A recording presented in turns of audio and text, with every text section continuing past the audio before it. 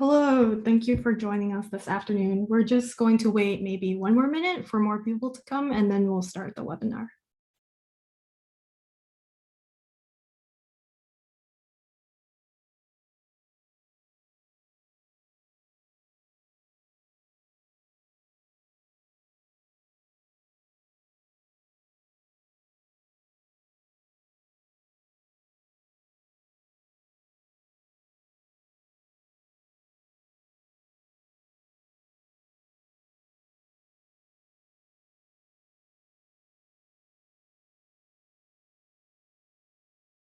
Okay, let's just go ahead and get started. So hi everyone, thank you for joining us this afternoon. Welcome to the Social Sciences Academic Resource Center's webinar on how to manage an internship as a full-time student. During today's session, we'll be covering organization and time management techniques, as well as the virtual campus resources you can utilize. My name is Sophie and I'm a SARC peer consultant. I am joined today by my colleague, Alina. Hi everyone, my name is Alina and I'm one of the SARC peer consultants. If you have any questions throughout the webinar, please submit them through the Q&A feature on the bottom of your screen. And without further ado, I'm going to hand it over to Alina. Thanks, Sophie. So we'll actually go ahead and on to the next slide. So this is just a quick disclaimer slide that everyone is different. Everyone has their own, routine and lifestyle that they're used to. So when we present these suggestions for managing, managing your time or organizing your work, try to think about it as just suggestions and you don't have to take all of them because not all of them will work for you. And we hope that the takeaway today is to learn a couple different methods of organization and maybe choose one or combine a few together to implement into your life. So for example, if you're a person who really likes making lists and crossing off things off your list, try to find one of the techniques that relate to list making and implement that to your own life. So we'll go ahead and move on to the first informational slide, which is on organization and time management techniques. So the way that we wanted to structure this is thinking about, a timeline. And if you want to practice time management techniques over the long term, we have SMART goals to help out with prioritization and time management. So I guess the point or the purpose of having goals or setting goals is for us to think about, what are our priorities for the future, for the long term. And one method of goals that we recommend is using SMART goals. SMART is an acronym for specific, measurable, attainable, relevant, and time-bound. So I'll kind of provide some examples to explain what these words mean. If, for example, your goal is to improve time management, that is, if the goal itself was improve time management, that's not really a specific goal because it's really, abstract in terms of how you're going to achieve it. So you want to be specific in thinking about, is it going to be completing more tasks in the same set amount of time, or are you going to have the same, or are you going to reduce the time that you take on certain tasks? So you want to be specific when you're thinking about time management. And making sure that your goal is measurable is important too, because if you're going along, a week or a couple weeks or a couple months, you want to think about how you can measure your progress as you're going on to achieving this goal that you have for yourself. So one way to measure a SMART goal would be, because you're spending a lot of time on, for example, your intern work and your classes and your extracurricular activities, that you don't really have time for yourself, or you only have, an hour a week or so for, self-care or self-time. Maybe a goal that you can measure is saying, okay, in the next month, I want to be able to spend 3 or 4 hours a week for myself. And that's a way to measure time management in that sense. And for the goal to be attainable, you just want to make sure that it's realistic and it's not too grand. So again, if it's just improved time management, that's really broad and there's no specific action steps to get to that goal. And you want to keep it relevant and time bound. So time bound is also important because you want to say when you want to achieve that goal by. Is it is it by the end of the quarter? Is it by the end of this year or next year? So this is kind of a baseline or foundation to setting yourself some long-term SMART goals. In terms of short-term, if you're thinking about organization and time management in your day-to-day life, we recommend time blocking and the Pomodoro technique. So time blocking is an example, or an example of time blocking is scheduling your day by the hour or maybe by the half hour, and scheduling everything that you need to do, including, your lunch break, your dinner break, of course, all your classes, maybe your internship work. So actually, I have a screenshot of what I usually do from my calendar, my Google Calendar with time blocking. So I schedule in, all the lunch breaks, all the dinner breaks. And today I'm going on a beach bonfire with a couple of friends who are all vaccinated. But things like that, I try to schedule in because I do have a pretty packed schedule and I need to make sure that I have time for all my homework assignments, all the readings that I have to do, lecture videos on top of, my internship work. And some ways that you can do time blocking are on Google Calendar, which I prefer because you can add, all the Zoom links on there, but you can also use a planner where you can cross out things really easily and have that satisfaction, or a bullet journal. And for the Pomodoro technique, this is also kind of a short-term way of organizing all the tasks that you have to do in a day. So Pomodoro exists as a Chrome extension. I think you can add that to your web browser. And there's also a tracker app, or you can just use, your phone alarm to utilize this technique. And firstly, you want to plan out your tasks. So have a list of tasks that you need to do, either for the day or for a specific, time slot that you set for yourself. And then have 25 minutes or so on focused work without any distractions, and take for 5 minutes, which could mean like getting a snack or using the bathroom or just doing nothing. And then this, 30-minute segments repeats for a couple times before you're able to take a longer break, where you can, eat lunch, eat dinner, or just watch, your favorite Netflix episode. Again, this is like not strict, so you can set however much time that you want for focus work. Maybe it's 50 minutes and then a 10-minute break. So whatever works for you, you can play around with it and utilize this strategy. For me personally, I don't utilize the Pomodoro technique because I already have like general breaks that I set for myself, but I've heard that it works really well for my friends. So without further ado, I'll go ahead and pass it on to Sophie.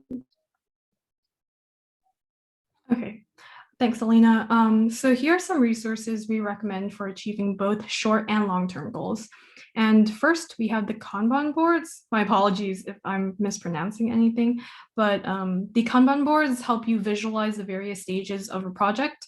For organizations, these stages can include things like editing or in production or published. For students, it could be simple and vague, like to do or in progress and completed. The cards in these boards represent work items. For example, I like making my cards represent an entire homework assignment, but I've also seen people break down their homework assignments into smaller steps and make those items a card. For example, the thesis of your paper as one card, and then like the body paragraphs for other cards. The two websites and apps we recommend are Trello and Notion. I believe that Trello only uses the boards, but Notion has other functions, and then it allows you to create a board. Next, I'm going to introduce the Eisenhower matrix, which along with other apps and methods that we listed here can help you prioritize the most urgent and important to-dos on your list. There's a picture of the matrix on the, I believe, bottom left of the slide. It has two rows labeled important and not important, and then two columns labeled urgent and not urgent. And of course, it's up to you to decide which items should be categorized as important or urgent. For me, urgent and important items are those with upcoming deadlines or are collaborative projects.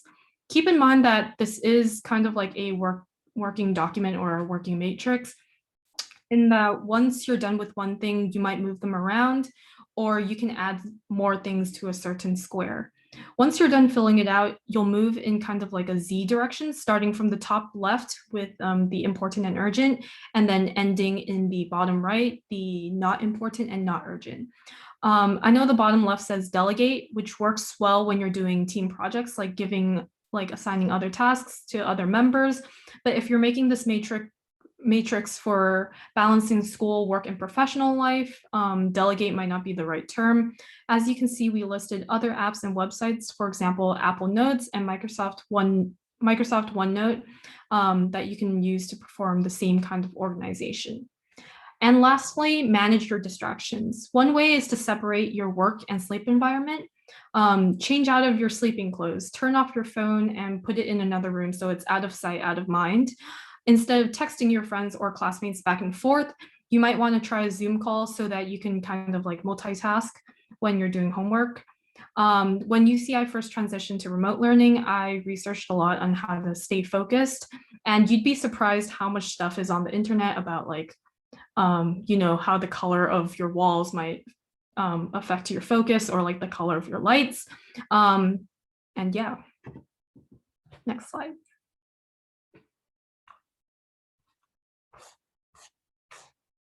Sorry, my internet's a bit unstable, but it's okay. So I just wanted to take a moment and pause here and just recognize and acknowledge that we're all really, busy people. We're, UCI students that are trying to develop ourselves personally.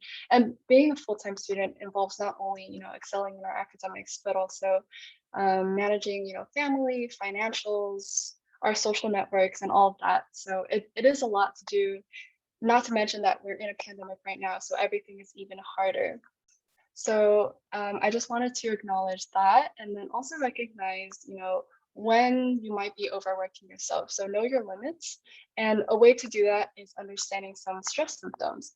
And I'm actually one of the peer educators at the counseling center, so I've had a little bit of training on this, but some stress symptoms that I wanted to address today for you all to kind of have an idea for include, emotional symptoms. So if you find yourself feeling easily angered or irritated, or maybe if you're looking at behavioral symptoms, like you're either eating a lot or not eating a lot, or sleeping a lot or not sleeping a lot, maybe some physical symptoms could be headaches or fatigue or indigestion, things like that. If you're noticing these kinds of stress symptoms, maybe think about, is managing an internship and all your classes too much for you? And if that's the case, think about, what is the stressor? And the solution would be to address that particular stressor, because everyone's different, right? So everyone kind of manages stress differently. So as an example, I wanted to share, for example, if you had, a really stressful week, maybe something unexpected came up in your life, and it's just really hard for you to deal with that, everything that you need to do in that moment, and you're not necessarily trying to avoid responsibility, you just need some time right now for some self-care, and turn off all of the electronics that you have. Maybe a good way to address that is communicating with your manager or your professors, and just let them know, like, maybe I just need an extension for a essay, or maybe I just need an extension for one of the tasks that are due at my internship. So communicating can be really important and helpful to take care of your mental health. And another example of a stressor is if you're living with family or roommates, or you're in, a friendship with certain people that don't necessarily respect either your physical boundaries or just boundaries, as a relationship with other people. It's important to be strict about the boundaries that you need as a student to function. And this can be really difficult, because I remember when I transitioned to online learning last year in the spring quarter, I actually moved back home in NorCal, and I was living with my family again for the first time since high school. And now I'm a fourth year, so it's been a couple of years since moving back. And it took a little bit to have my parents understand that I have, my whole schedule. I have meetings at night, and it's really hard to, do chores or like do things whenever they want me to do them. And also, another example of a stressor might be just having way too many things on your plate, like objectively speaking, not that, you're lazy or you're incompetent or any of those things. It's just you objectively don't have enough time because you're taking on too many responsibilities. So here it's important to learn how to say no. And this is something that I struggle with a lot because I love to learn. I take extra courses because I want to learn, I want to give back, I want to develop myself in any way possible. So it's hard to say no, but it's important because you don't want to stretch yourself too thin and not be able to do everything that you need to do at your 100%, at your best. And then another example is, I guess, thinking about what your long-term goals are. So, for example, if you have a specific career goal in mind, think about, maybe what you're currently working on right now, everything that you part of, whether that's your internship or your classes or extracurriculars, and thinking about whether or not those experiences contribute to, your personal goal for the future. For me personally, I want to go into research, so I actually joined a professional business fraternity that I'm not so a part of right now because that's not really my main focus. My focus now is research.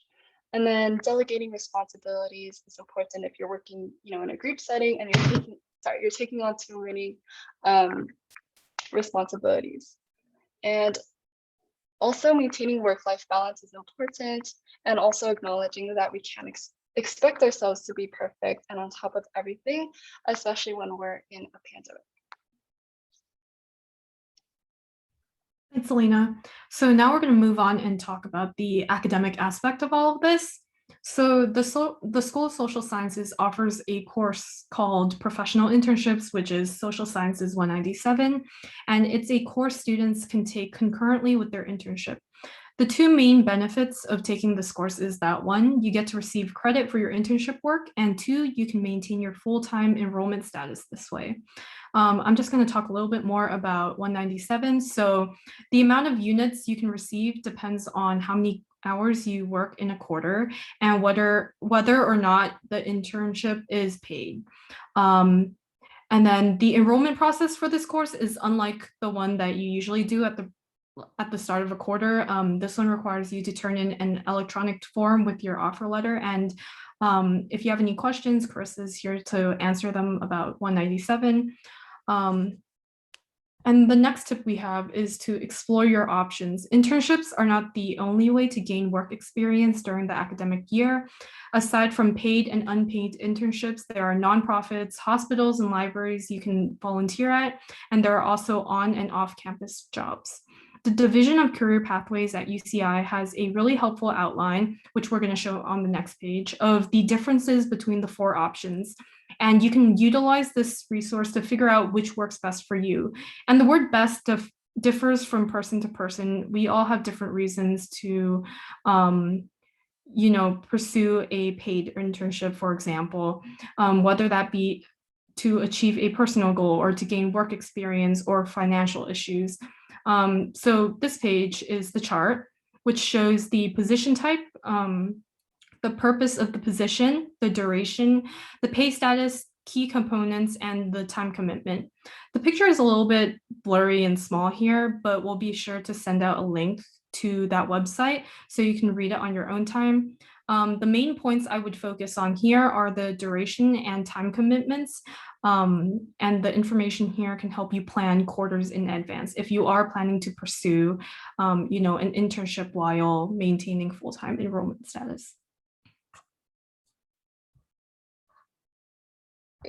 Awesome, thank you, Sophie. So we'll go ahead and talk more about, utilizing other on-campus resources to manage everything that you have on your plate. So these are some student and professional-led resources that we think are related to our topic today, but obviously there's many more campus resources. And these resources also host many workshops and events for you all to attend. So obviously y'all are here already. So SARC is the Social Sciences Academic Resource Center, and we provide resources for, graduate applications, applying for scholarships, academic internships, career positions, and many more things through one-on-one consultations and resume and cover letter critiques. The Learning and Academic Resource Center, which is abbreviated as LARC, helps advance academic success through proven active learning strategies, through peer-to-peer collaboration, and they also host a lot of workshops, resources, events, and courses with tutorial leaders. So the Division of Career Pathways, which is DCP, they engage UCI students to realize their career potential by providing students with tools to attain their career goals. So again, they also host many workshops. They have online resources for interviews, and they also do resume and cover letter help. And the peer academic advisors are student to student academic counseling based, not only on academics, but also personal experiences of UCI students. And the Office of Student Affairs are professionals who can help with that as well. And lastly, the Counseling Center is they provide services for both individual and group therapy, and they have resources for better mental health on their website as well. And I think we have one last slide. So schedule your consultation today with SAR if you ever want to help us to help out with professional goals. So you can keep in touch with us virtually by making an appointment on the UCI appointment website, or you can find that link also on our SARC website. And all the appointments happen on Zoom, or you can send us an email at sarc@uci.edu for any questions, whether that includes scheduling consultations or anything else that you have questions about. And follow us on our social media accounts. We have our Instagram, Facebook, and YouTube accounts. So if you have any questions, feel free to enter them into the Q&A, and I think Sophie will lead that part.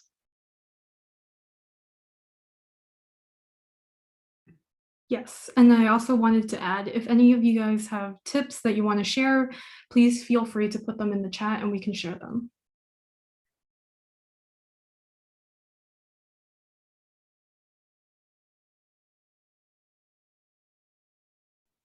Okay, so we got a question. Are there any recommended worksheets for the SMART goals? Alina, do you happen to know? Yeah, I think there's many resources online available for SMART goals. That's a really great question. I think it does take a long time to kind of think about your goal and hone in what you're trying to or achieve. So you can feel free to schedule an appointment with us too, and have us look over your goal and make sure that it's attainable and timely and everything. So I think we might be able to send out a link to a like a PDF or anything or something like that for y'all at the end of this webinar. So maybe look out for that. But there are a lot of online resources for SMART goals.